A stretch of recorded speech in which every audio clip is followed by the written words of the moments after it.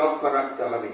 সে আমাদের কর্মকর্তা হোক, নিজেরা এবং এলাকাবাসী, ছাত্র যুবক ভাই বোনদের।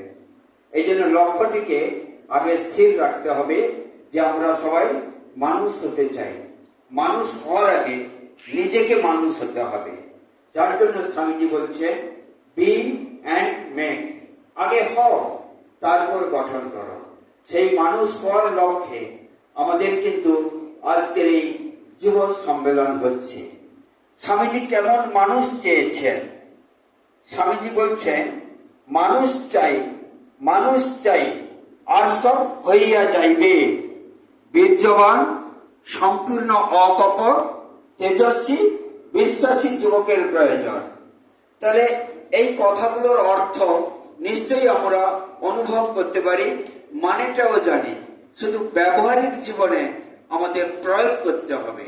আর ব্যবহারিক জীবনে প্রয়োগ করতে গেলে স্বামী বিবেকানন্দের মতো একটি আদর্শকে আমাদের জীবনে গ্রহণ করতে হবে। এবং স্বামীজি পরবর্তী যুগে যেসব গুণীজন জীবনে গ্রহণ করে আগামী দিনে এগিয়ে গেছেন, তাই আমাদের প্রত্যেকের মানুষ হতে হবে। তাই জন্য স্বামীজি আবার বলছেন যে মানুষ চাই, মানুষ চাই, বীর্যবান, সম্পূর্ণ অকপট, তেজস্বী, বিশ্বাসী হলে পৃথিবীর সমগ্র ভাবস্রোত ফিরাইয়া দেওয়া যায়।